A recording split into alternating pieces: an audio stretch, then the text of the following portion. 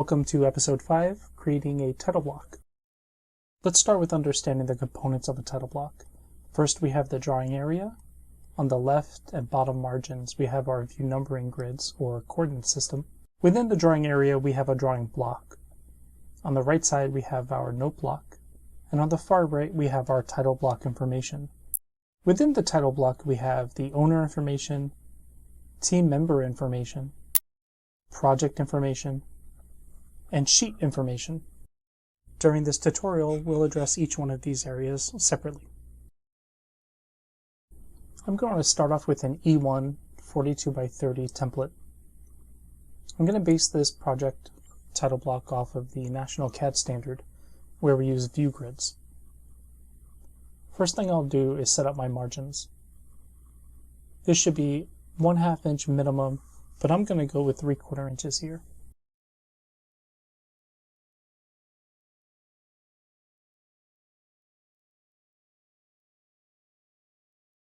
I'll start with 3/4 inch off the right hand side,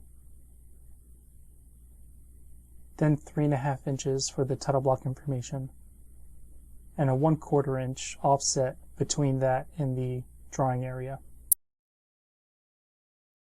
This should give us adequate spacing for any binding, stapling, etc. that we might have. I'm going to use a 1 inch offset from the top and the bottom for the margin. I'll trim this up to make it a pretty rectangle, and this will be our drawing area.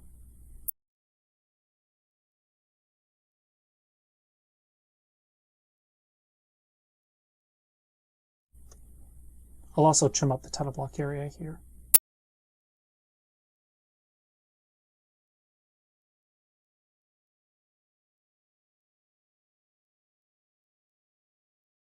I'll create some zones here on the right hand side, starting at the bottom. I'll have a 5 3/4 inch drawing area with subdivisions. The subdivisions are 1 inch, 1 inch, 2.5 inches, and 1 1/4 inch.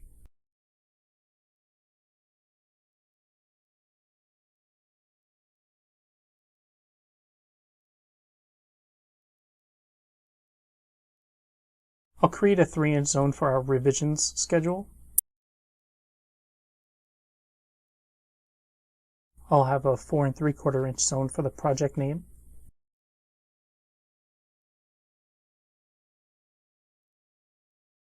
I'll create a 1 3/4 inch zone for the project information.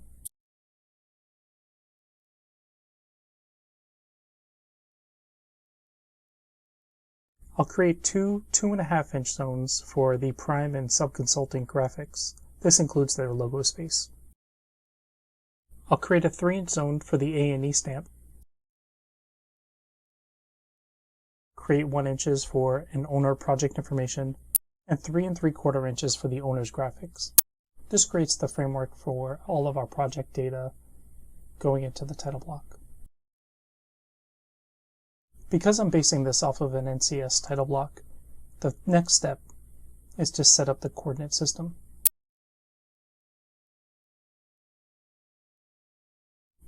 The columns are numerical and the rows are alphabetical, both starting in the lower left corner.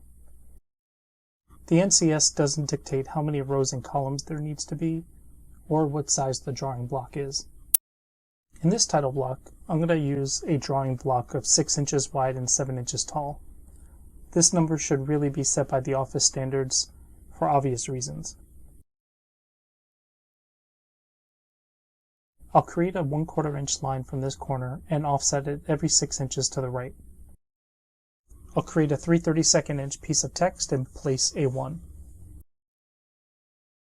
Center the text left to right within the grid. Copy these across the bottom and replace the text from 2 up to 6.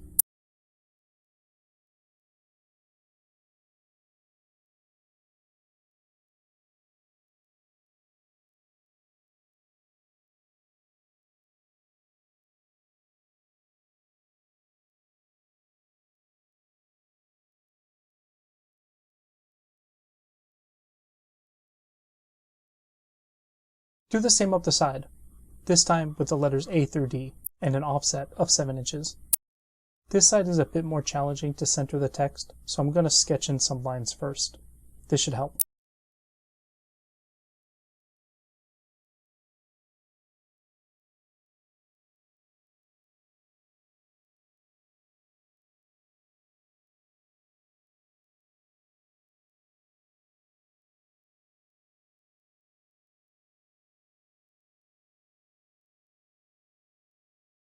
Back to the title block section. I'll set up some labels for the owner graphics area. I'm not going to build out the component here, but I'll load it in a little bit. I'll create the text for the owner project manager and owner project number, and I'll separate these into two 1/2 inch blocks and align these to the side and the top of their respective block.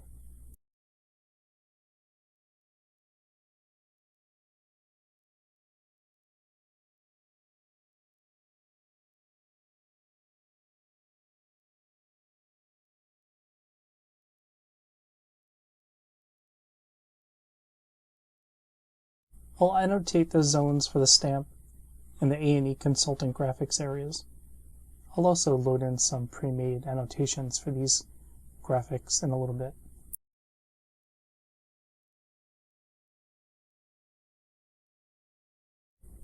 I'll take this project information area and divide it into 4 equal parts.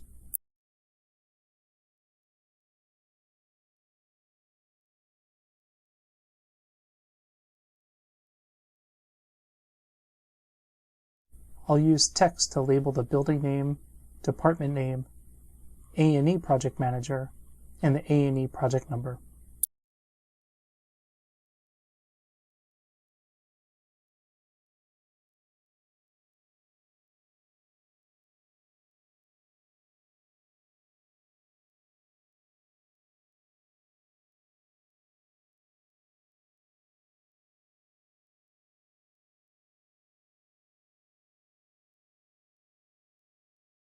When I'm done, I'll take some time to clean up the text and align it properly.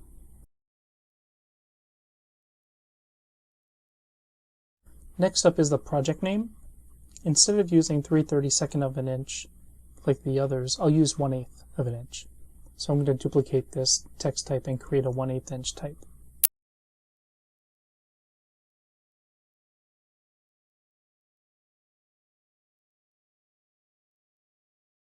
I'll label the revisions area, but skip over it for now. Because the project name is fairly important, we want it to stand out from the other pieces of text, so it's a little bit bigger. Next up is the sheet number and sheet name. The IDs will get the 1/8 inch text as well. They're also really important and I want them to pop, so they'll be a little bit bigger. This 1 inch area will be divided up into 4 equal parts, 1/2 inches tall. And I'll separate the scale and the date from the drawn by and checked by parameters. They're also going to have the text size of 3/32 of an inch. In this lower portion, I'll save this for the project status. I'll take a moment to clean up all these text locations. And I'll take a moment to select some of the lines and change them to invisible. I'll end up missing a couple here and then swap them out a little later. Before we get into labeling the parameters in the title block, I want to talk about the available parameters. This is a diagram of the available parameters built in and how I'm going to use them.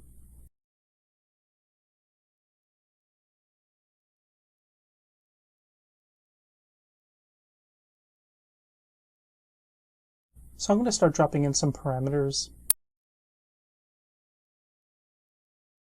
I'll place the following parameters in order: author, organization description, building name, organization name, client name, and project number. All of these parameters will have a height of 3/32 of an inch.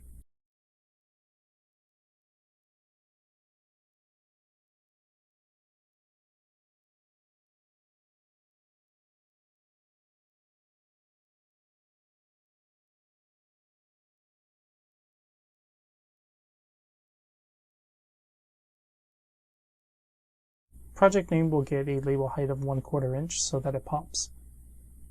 I'll use the project name label parameter. I'll skip over revisions for now.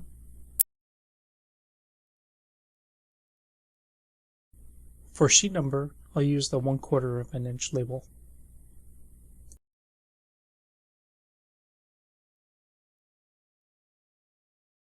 Sheet name is a bit interesting. I want it to be 1/4 inch high, and I want to create 5 return lines. So I'll create sheet name 01 with no spaces through sheet name 05 and only have a space in between those two phrases. 5 return lines should be adequate for most projects.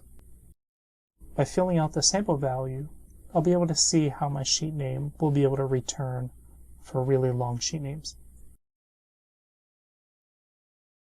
I'll use a 3/32 inch label for scale, date, drawn by, and checked by.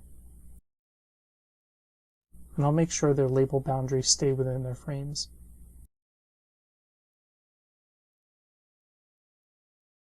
For the date, I'm using the sheet issue date.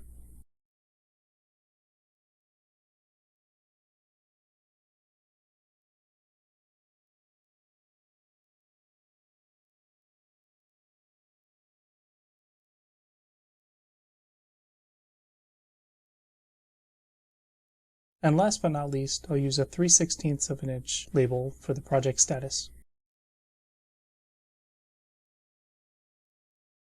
My sample value will be project status 01 and project status 02 to show how these lines can return. Sometimes the project status can get quite long, and I want to make sure that there's enough space.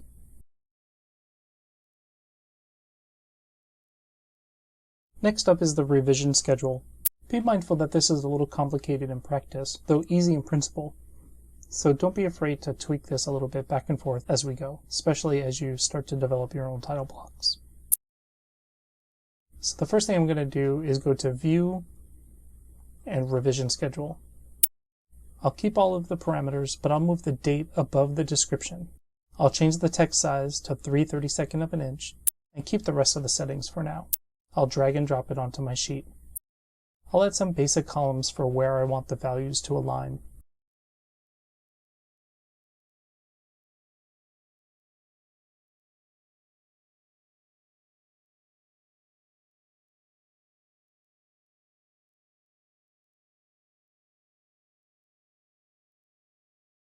The revision number will be 5/16 inch wide. The date will be 7/8 inch wide. And the description will fill the remainder. Your spacing will vary. I'll edit the schedule appearance again. Number and date will justify to the center. The description will justify to the left. I'll turn off all of the grids, titles, and headers.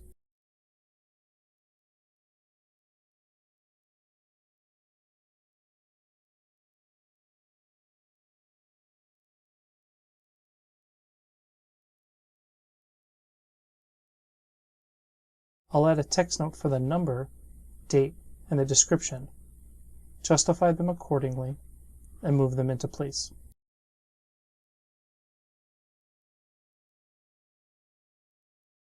One challenge we face with revision schedules is that you actually have to load it into a project with revisions to make sure that it works properly. So I'll do that a couple of times and make sure that it's working.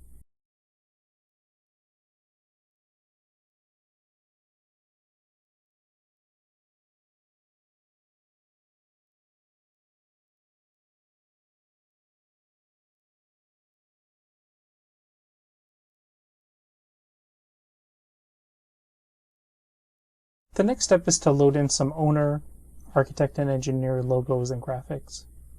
I've created some ahead of time, and I'll load those in now. The family origins are centered on the geometries. This way, in the future, I can swap them out and they should stay centered.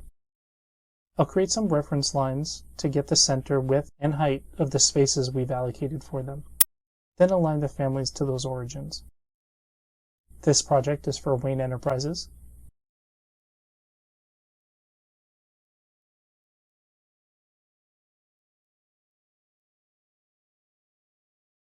Catwoman is the architect, and Harley is the structural engineer.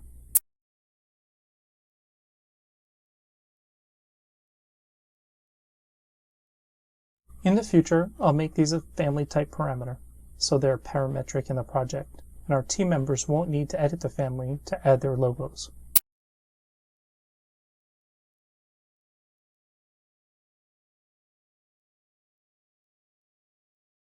I'm going to add a 1/8 inch filled region to the top and the bottom of the title block.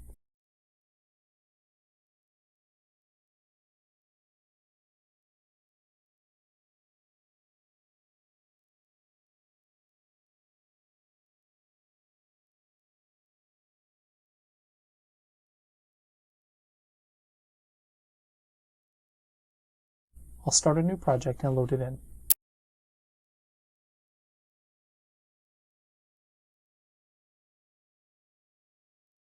As soon as I do, I realize I need to get back in and clean up some mistakes that I've made.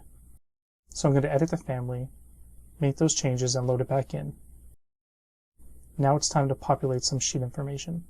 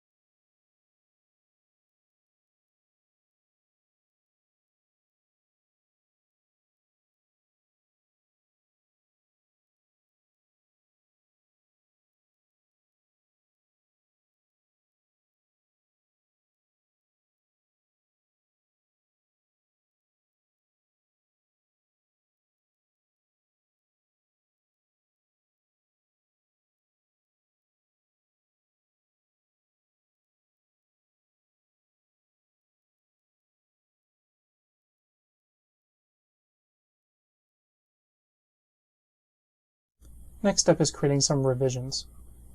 So I'm going to create a new drafting view, then go to the revisions and create some placeholder revisions.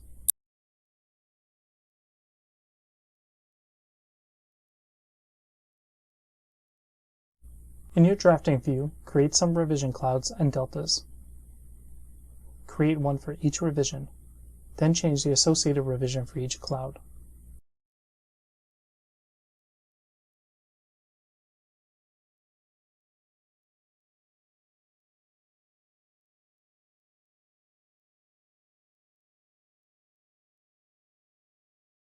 Drag and drop that drafting view onto the sheet. Make sure your revision schedule is working the way that you would like it to. If it's not, don't hesitate, just jump back in and make some edits. Let's take a look at the drawing area coordinates. Let's edit the family and draw some lines connecting the grid tabs.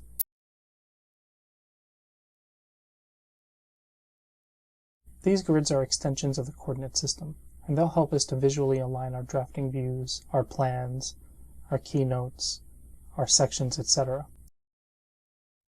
Select the lines, change their visibility to off by default, then create a new visibility parameter. I call mine Vis Detail Grid. Make it an instance parameter and group it under visibility. I'll load it back in, and you can see I can toggle this on. Now I'm going to edit the drafting view and add two reference planes and have them intersect. You can then deactivate the view. Select the drafting view and choose the intersection of the two reference planes. You can now move that origin to one of the intersections of the grids that we created in the title block. Once you standardize your details, it becomes very easy to align them with this method.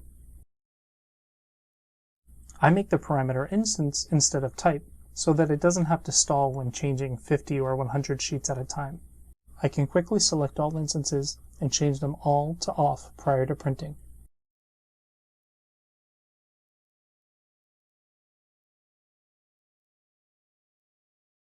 I think this concludes the tutorial for now. Thank you for watching.